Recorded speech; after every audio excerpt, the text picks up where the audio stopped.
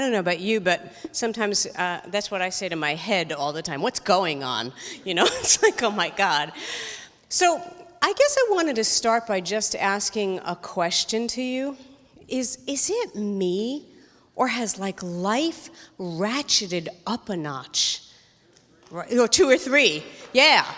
I mean, it's like everyone you know is going through some kind of uncertainty or some kind of difficulty or some kind of challenge, or maybe you're in some kind of change. And I think it's as though the universe is saying the grace period is now over. The grace period's now over. We've been studying this stuff. We know this stuff. You know you have an inner voice. You know you have this love inside you. Some of us know that there's this power within us that we can believe in, that we can tap at any single time at any time. And it's time to do that. Because I think for me, one of the things I'm learning is it's time to get out of your head and be led. It's time to get out of your head and be led. Right? It's time to, because if you feel as though, but you're scared or you don't know what's going on or what's supposed to happen or there's change, here's what I want you to know, and here's our theme for today. That path is already inside you. There is an answer already inside you, and it's moment by moment that we listen. But it's really about listening. It's really about learning how to trust that voice. So what I want to talk about is what stops us from trusting that voice. We know this. We affirm these things. We say these things. We believe in them. What stops us from truly trusting and listening to that voice? So I don't know about you, but one thing I know is that if you're not listening to the voice of your love and your heart and your commitment and your dream and your power, then you are listening to somebody else. And you're listening to something else. Because again, I deeply believe we are living in wildly inspired times, are we not? Right? We are living in very, very different, crazy times.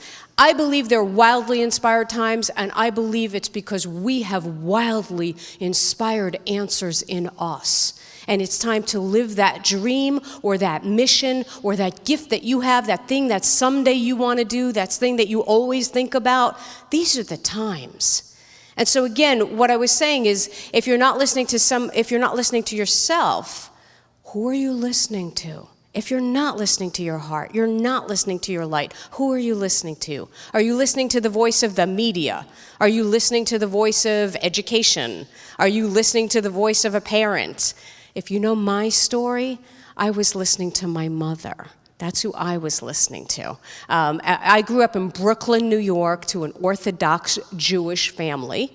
Okay, and so when I was younger, I knew that I wanted to write. That was my secret dream. I wanted to write, and I took creative writing in high school, and the creative writing teacher was gorgeous. So this was a sign. This was a clear sign, like, oh, I have found my calling, have I not? Right? And so I went home to share this fabulous news with my family that I'd found my calling, I'd found my dream. But again, I grew up in Brooklyn, New York, they're Orthodox Jewish, and my mother looked at me and said, you're gonna write? You're gonna write? You're gonna starve, you're gonna write. And that was the Go For Your Dreams talk. Because basically, I could have said, I found my dream. I want to sell my body to the night. I found my dream. I want to sell crack. You know, my mother would have heard it all the same way. You know, selling drugs, selling your body to the night, being a creative person. They're all the same people. They're all the same people. They're all going to live under the same bridge, right? They're all headed for the same bridge, right? So my mother, being a reasonable person, at one point just said, what? You can't get a job? And you'll write on the Sundays, right? The reasonable plan. And didn't you get that same reasonable plan, by the way? You know, by the way, I tell this story about my mom all the time, and people will always come up to me afterwards and say, are you sure your mother wasn't French? Are you sure your mother wasn't Swahili? Are you sure your mother wasn't Puerto Rican? Because apparently they get around.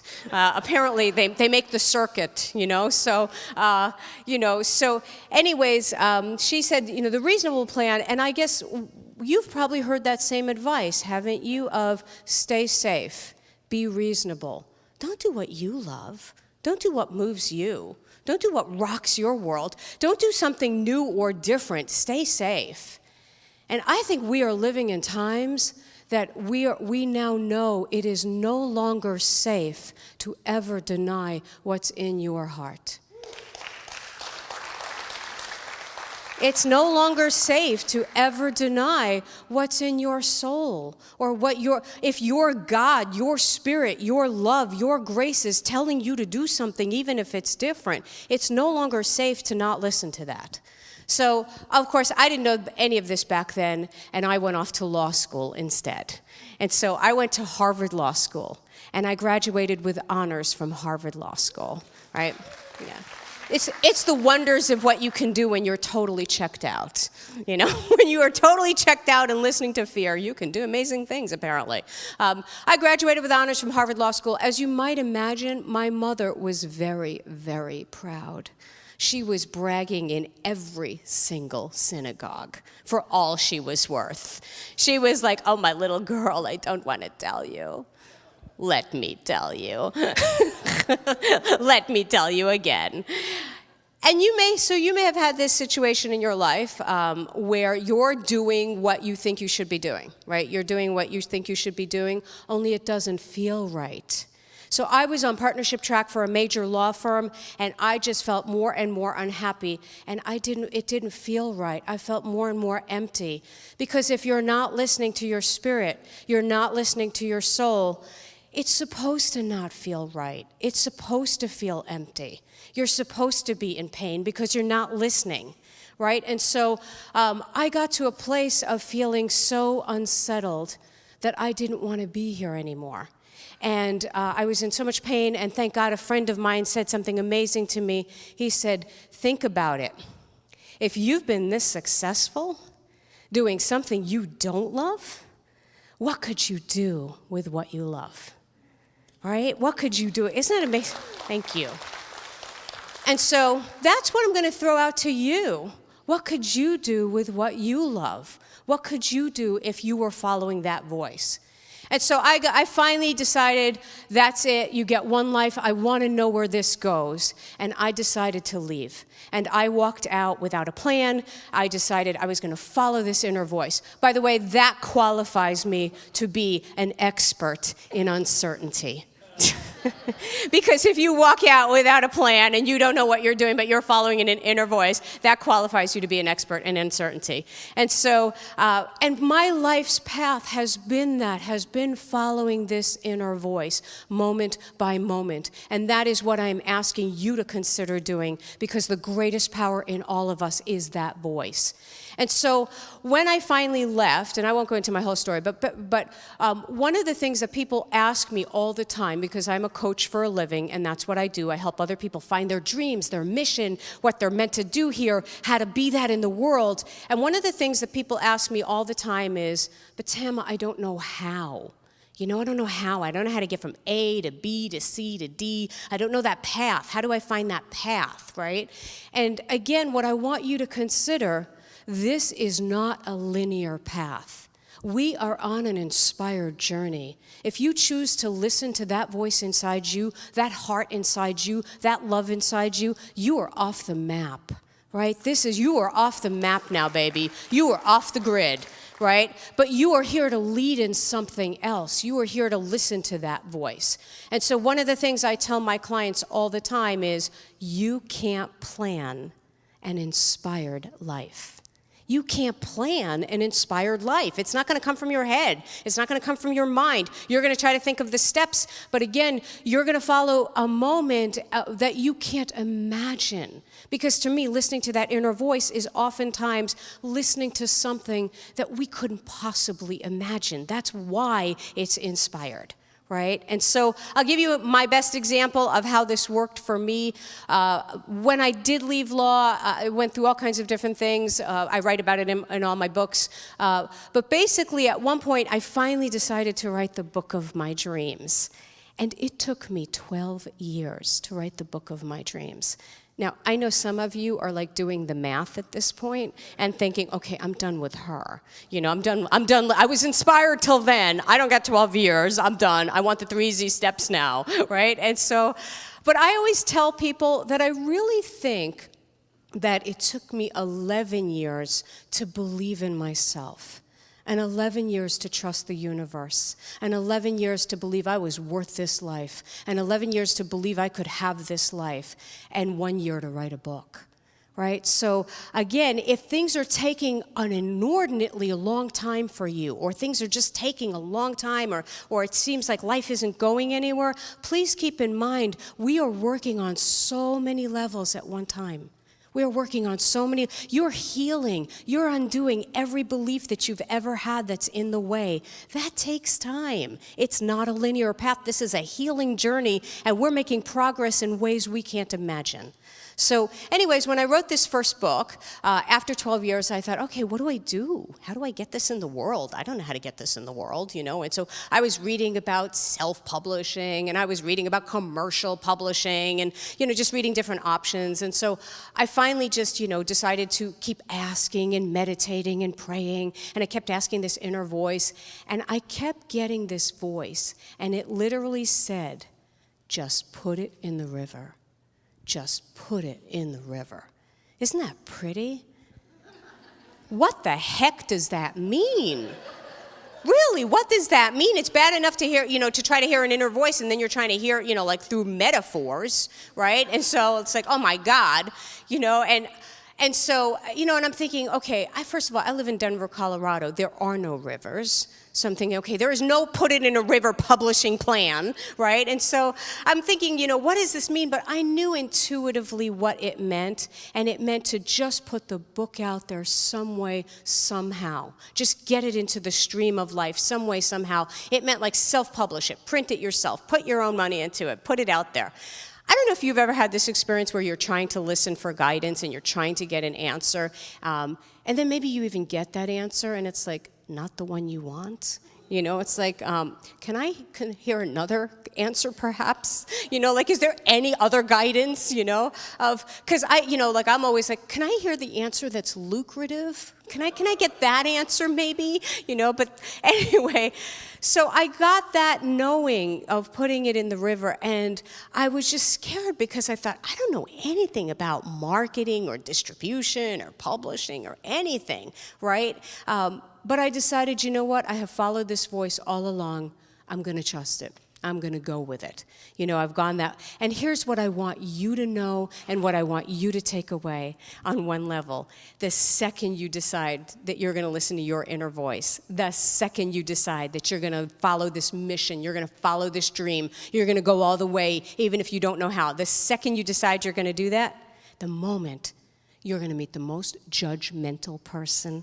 3 seconds later, I don't know why, but they're going to be there. You're going to meet them. I don't know what possessed me to do this, but I went to an ex-boyfriend's house for a Passover dinner.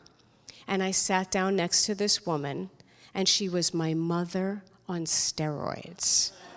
Very not good. She's drinking bad wine all night. All night she's drinking bad wine, and she basically starts to grill me, and she basically starts to go, so you're going to publish a book, and you know nothing about marketing, and you know nothing about distribution, and you're putting your own money into this? You're very ambitious, right? Which is code for you're a nut, Step away from my kids immediately, you're a nut, And I don't know if you know anything about the Passover ceremony, but it's all about the exodus of the Jews. It's all about the exodus of the Jews. I never got that ceremony until that night. It was like a revelation. It was all of a sudden, it was like, oh my God, let my people go. All of a sudden, it was so clear, let my people go. Right? Because I'm sitting there and I'm talking to her and I'm thinking, what do I tell this woman? Do I tell her, oh no, I have a plan. I'm going to put it in a river. Right? Or do I tell her, oh, don't worry, I've been hearing an inner voice for 12 years. It's really nice. Because you know how like in rooms like this, we encourage each other to do that, we celebrate that, we journal about it. You say that to somebody normal, not so good, right? So anyways, it was one of those moments where, again, I had to choose love instead of fear. I had to choose that, and I decided to follow that voice of love instead of the voice of fear. And I decided I would do the book anyway. And I finally self-published the book. I got it out there. It started spreading through word of mouth. It hit the Denver Post bestseller list. It hit the business bestseller list. And then 4 months after I self-published it, I got an email that literally said, "Your fairy godmother has arrived. Your fairy godmother has arrived." Isn't that pretty? If you got an email like that, right, it's nice, but you're going to think, this is spam, right? I mean, come on, this is spam. It's going to be, Russian girls are waiting for you, you know? Make her happy tonight, you know? There's money for you in Nairobi. I mean, it's like, you know, it's not, right? But I opened up the email, and it was from a vice president of marketing and publicity for Random House. Yes.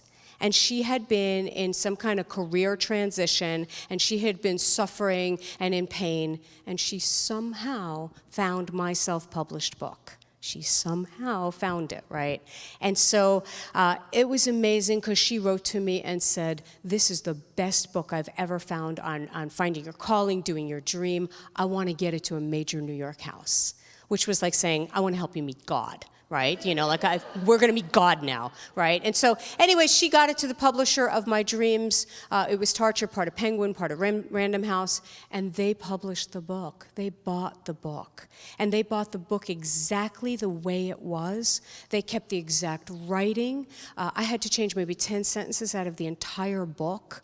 They kept the exact title. I used purple in it because I like purple, you know, and they used the purple. As an unknown writer, I would never, ever have gone to that level had I followed a conventional path. Had I done what I'm supposed to do and what you're supposed to do and how it's supposed to work, but I listened to that inner voice, and I listened to that voice that we all have, and that's what I mean when I say you can't plan an inspired life. How are you going to plan these things? How am I going to plan? I'm going to have a meltdown for 12 years. Some other woman's going to have a meltdown at the end of 12 years. We're going to hook up, and that's my business plan. That's what I got, right? Like, what bank is going to go, "Oh, that sounds good to us, Miss Kieves. We'll sign off on that," you know? Right? So I used to always end with that story because it's my best story. It's a great story of things working out. But I want to talk a little bit about thriving through uncertainty, right? Because we think that if you get there, it'll be okay. If you just get there, you get the book published, it'll be okay. You get the money, it'll be okay. The diagnosis goes away, it'll be okay. You meet the man of your dreams, it'll be okay. You can get rid of that man of your dreams, it'll be okay, right? It's just like we always have some other time that it's going to be okay. The spiritual life is about thriving through uncertainty. The spiritual life is about thriving here and now, because this is the only place where it happens. So I want to talk just a little bit. I have an analogy in my new book, Thriving Through Uncertainty, about the inspired life being like a video game. Because have you ever had the experience where you've had a certain issue and you're working on it, and you made progress, it kind of goes away, and then it's there again? It's like the same stuff is coming back, and it's like, and you think, have I not gone to enough therapists about this one issue? Have I not seen enough healers? Have I not journaled enough and killed enough trees about this particular issue? And you feel like you're falling behind, right? You feel like you're falling behind. What I want you to know, if you're going through something again at this moment in your life, life is that video game. And so what that means is you succeeded at a certain level, you won, and then you go to the next level. And at the next level, it's harder. At the next level, the enemies are stealthier now, right? They don't play by the same rules, right? The same issues come back because we're at the next level. Can you use what you learned here? Can you dare again here? Can you choose love again here? Can you trust again here? So that's kind of what we're working with. So I want to tell you an example about that in my life. of when I put out my second book, Inspired and Unstoppable, right behind the scenes, I was getting ready for it. And I don't know if you've ever done this where like you decide there's something in your life and you're going to get it right this time. This time you're going to get it right. You're going to make up for everything you ever did wrong. You're going to get it right, right? So like behind the scenes, I was like, oh, I'm preparing for this book launch. I'm going to get everything right. And by the way, the second you do that, it's like a, preparation for disaster, right? You're going to make up for your whole life, right? And so behind the scenes, everything started falling apart. Everything started falling apart. My partner got sick, and so we were dealing with that. An assistant left, and so like all of a sudden I couldn't get deadlines done, and all the plans were falling through. And I'm going for a book launch, and I'm getting more and more scared, and I'm like, which is so attractive in a self-help author, right? A self-help author who, by the way, has just written a book called Inspired and Unstoppable, right? So I'm like, right? And so, yeah, really, really attractive. And so one of my friends said, okay, you're a nut. You need to see this healer, right? So she tells me like, okay, we need to do something. You need to go see this healer. And, I'm crazy. I'm scared, so I'm willing to do anything. So I go with her. She sends me to this woman I don't know. And so I drive up to the mountains to go see this healer, right? I drive up to the mountains, and she's in a yurt.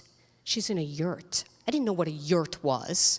A yurt is a tent, right? So it's like, okay, I'm going to go see the healer in the yurt now. So I walk in, right, and she's in a very sweet healer's voice, and she's asking me, what would you like to shift? What would you like to see differently? I'm crazy at this point, and I'm in my New York, I go into my New York City mind, right? So I'm like, and this, and this, and this, and this, I need to shift this. And I'm sure that poor woman thought, oh my God, there is not enough sage on the planet to cleanse the space from this woman. Oh my God, not happening. So she drags me and she says, fine, we're gonna do this ritual. And she walks me to this stream that's on her property, this stream, and she has me stand in the center of the stream. And she has me face downstream. And the water's rushing and rushing and rushing and hitting rocks and splashing. And she says, those are all the opportunities you've missed, that you've blown. They're rushing by. Those are the things you didn't do. That's what you should have done and could have done and would have done. And as I'm thinking, this is healing. This is helpful. I'm paying for this, And so it's rushing, and she goes, and I'm getting more and more upset. And she's like, oh, remember that great creative idea you were going to do, but you didn't? Oh, it's downstream. Oh, look, someone's making $1 million from it. I'm like, no, And so it's getting worse and worse, right? And she basically says, what are you feeling right now? And I'm like, it's out of control. It's out of control. And then all of a sudden I realized it was out of my control. It was out of my control. And all I could do was what I could do.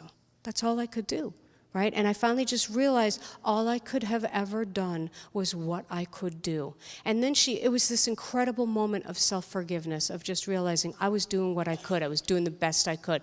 Then she had me turn around again, and then she had me turn and face the stream coming this way. And the water's rushing and rushing and rushing. And she said, this is your life right now. This is your life. It's giving you opportunity and opportunity and opportunity. And this is the universe giving you love and opportunity and new things showing up, and it's never going to stop. And it was this amazing moment of realizing, oh my God, it's not the past that creates the future.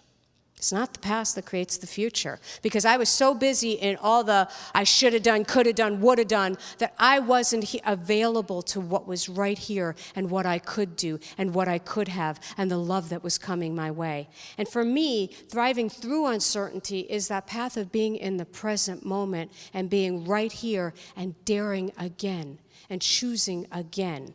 Because there are moments where you've been disappointed or you've been scared and you're tempted to give up. And it's that moment to choose again and open up again and believe again and choose love instead of fear again and be available to what's coming. Right? So I want to read you just something briefly from Thriving Through Uncertainty. I just want to tell you a concept. It's based on, I've taught A Course in Miracles for years. Some of you may be familiar with that path. And there's a line in A Course in Miracles that says, who you think you are is a belief to be undone. Who you think you are is a belief to be undone. And what that means is the part of you that thinks you're too old, you're too limited, you're too broke, you're too young, you're too this, you're not enough that, whatever.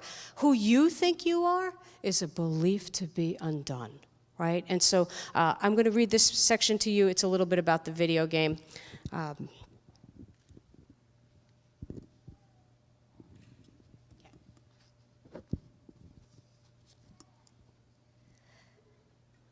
And that's not the place. Oh, that's helpful. That's not a good thing. I put my, wow, I probably should be more open to change, but I'm not.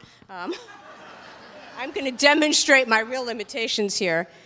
Where is it? I thought I had it on. No, I don't think it's the, well, maybe it is the pink one. Let's see. God, this is embarrassing. It's at the very end. Oh, thank God. Sorry. a little moment of not thriving through uncertainty. Okay. And so this is talking about, because I'm a big believer in practice. I'm a big believer in, we get inspired in these things, we get excited by these things, and then we lose it. It fades, right? And so for me, it's about, how do you practice this? How do you keep it going? How do you stay thriving? How do you stay with it? Okay, so I'm just going to read this to you. How will you practice? How will you devote yourself to thriving? I suggest you commit to believing in yourself and your life unconditionally, and to undertaking the most formidably loving relationship with yourself that you have ever known. The quality of your inner life is your life. Besides, my thriving friend, you have gifts to give our world. A Course in Miracles teaches that who you think you are is a belief to be undone. You think you can be stopped. You think you can be diminished. You think you can fail. But that's the game. You can never lose. You already have everything you need. You have this crazy alchemical love within you, and it's yours to give in any situation, which changes every situation and even changes you as you give it. You do not walk alone. Will you choose to listen to the disconnected, smallest version of yourself, or the highest allegiance of your spirit? You have a choice. Choose love. Choose again. Choose now. Ding, ding, ding. We have a winner. So, thank you. Thank you. So I wanted to just end with my favorite quote. It's attributed to Jesus in the Gnostics of St. Thomas, and it says, "If you bring forth that which is within you, that which is within you will save you. If you do not bring forth that which is within you, that which is within you will destroy you." It's a little gift of guilt from my people. Thank you so, so much. Thank you. Thank you, thank you, thank you.